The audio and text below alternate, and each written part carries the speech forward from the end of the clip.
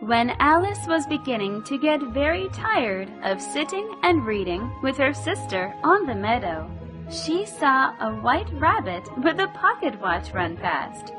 "Oh dear, I'll be late!" exclaimed the animal. Burning with curiosity, Alice followed the white rabbit down a large rabbit hole, never once considering how she could get out of it. It's great to read books in the morning. I find nothing interesting.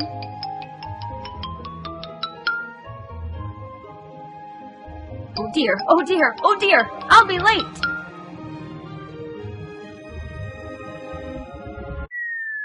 The rabbit hole went straight on like a tunnel for some way, and then dropped suddenly down, so suddenly that Alice hadn't a moment to think about stopping herself before she found herself falling down a very deep pit.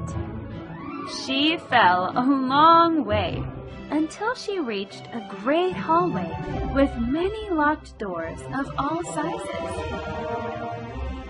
Would I keep falling like this? I must have fallen to the other side of the earth.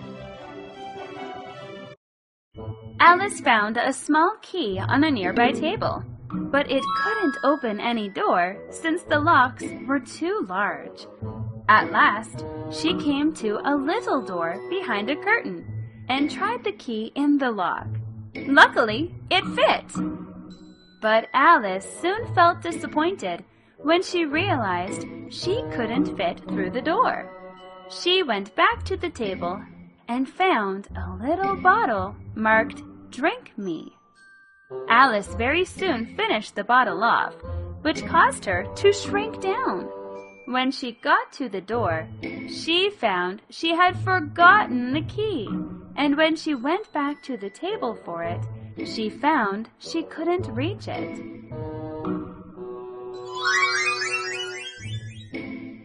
Oh, I left the key on the table. How can I get it? Then Alice saw a little glass box lying under the table and found in it a little cake marked "Eat Me." She ate the cake, which caused her to grow to an inordinately large height. Unable to enter the door, Alice began to cry, and her tears formed a pool at her feet. Suddenly, the white rabbit appeared.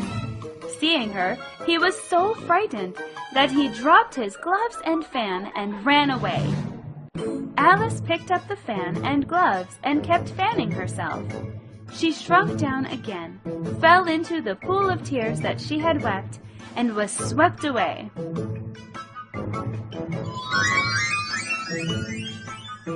My goodness, I've shrunk!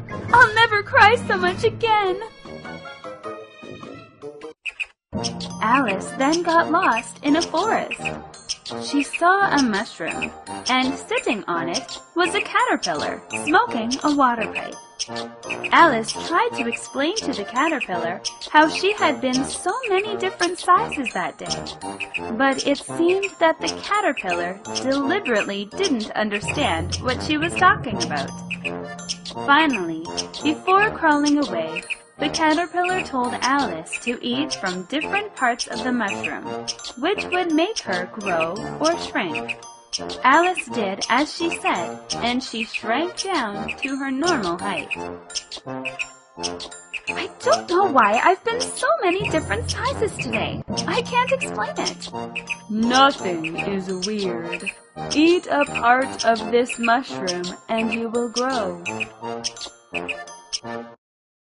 Alice then saw a special Cheshire Cat sitting under a tree and always grinning ear to ear.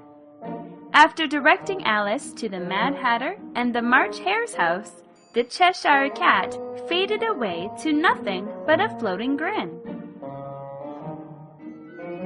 Hello, little girl. Could you tell me which way to go? Turn left to go to the Mad Hatter's house. Turn right to go to the March Hare's house.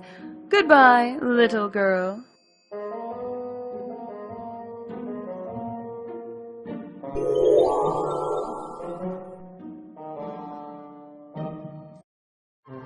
Alice went to the house of the March Hare, where she joined the March Hare, the Mad Hatter, and the Dormouse at a mad tea party. Tired of the host's rudeness and discourtesy, Alice left. Do you know why a raven is like a writing desk? I don't know. What's the answer? Neither can I guess. Hey, uninvited guest, try some cake. Alice journeyed to a beautiful garden where 3 gardeners were painting the white roses red because the Queen of Hearts hated white roses. The Queen of Hearts was very wicked. She would punish anyone who made her displeased.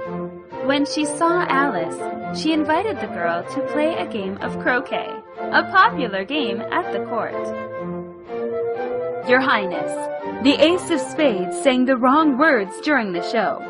Off with his head! The Knave of Diamonds wore unfashionable clothes. Off with his head! The King of Spades gained 1 more kilogram in weight. Off with his head! Behead anyone who makes me displeased! Can you play croquet? Croquet? I'll give it a try. Croquet was a very difficult game indeed. Live flamingos were used as mallets, and hedgehogs as balls, and the soldiers had to double themselves up and to stand on their hands and feet to make the arches. Alice began to feel very uneasy, as the Queen of Hearts had someone beheaded about once a minute. Oh, crikey! This game is difficult to play. Behead this stupid flamingo! When the game ended, the king, the queen, and the courtiers gathered in the palace to judge the Knave of Hearts, who was accused of stealing the queen's tarts. Various witnesses gave evidence, but none of it made any sense. Even Alice, who found that she was steadily growing larger during the proceedings, was also called up as a witness. Alice scoffed and called the king's accusation ridiculous and protested his interpretation. The queen became very angry with Alice and ordered her army of playing cards to attack her. You can't accuse the Knave of Hearts without valid evidence. What a ridiculous trial! Whether I accuse someone or not is my affair. I don't need any evidence. People, arrest this ugly giant!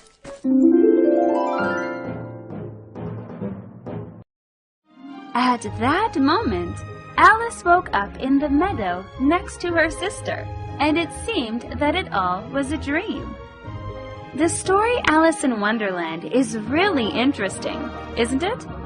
Have you ever had a strange dream like Alice? If yes, tell it to your parents and friends. Goodbye, and see you again soon. Alice, wake up! It's time for a tea break. Oh, it's only a dream.